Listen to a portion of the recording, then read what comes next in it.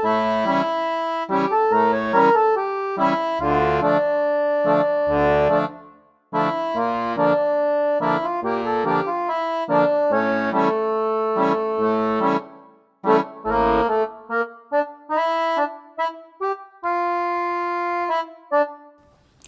it's Mark from Cars and Cameras, and today we're going to talk about the Sony a5100.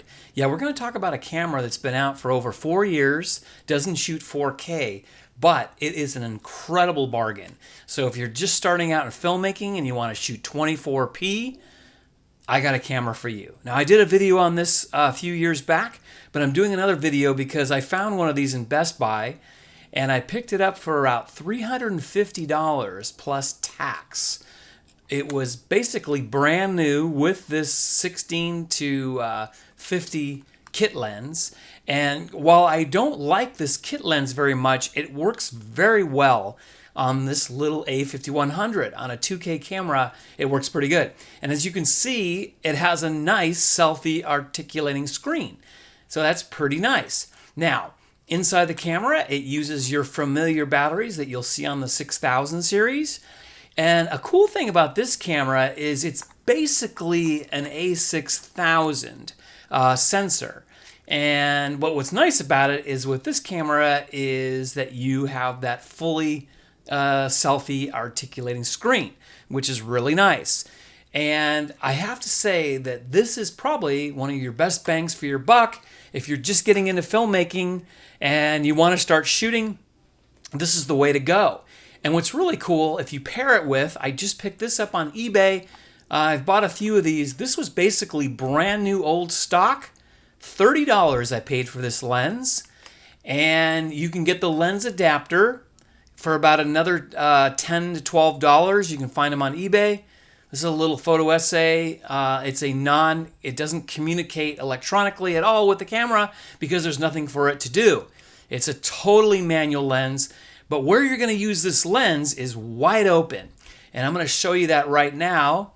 I'm going to show you a quick little sample of what it can do.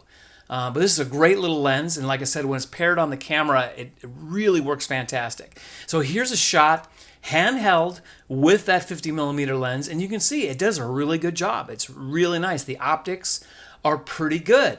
And the nice thing about this little a5100 is you really have no rolling shutter. Now, that sample I just showed you, that was upscaled to 4K. Of course, it's not going to be true 4K, but it does do a pretty good job. It's not bad at all. I got another kind of a boring shot coming up here. You can get an idea, but you can see, the sharpness in the cars, kind of the background, especially with the, the white volt there. It does a pretty good job. The dynamic range of this camera, and it has a nice kind of vintage feel to it. And back to the kit lens. Now, when you're shooting with this, you want to put some ND filters on, and you can find these this little adapter that I have here. This is the Koken system, and this is a discontinued system. This particular one, you can find the newer, updated ones. You can buy those on eBay, but you can find these also on eBay, and you can see this is with that kit lens. As the sun was going down, and it does a pretty good job. It's not bad at all. Of course, this is all 24p upscaled to 4K, and it really, it looks nice. I mean, it's not a bad camera for the money, especially for what I paid for it.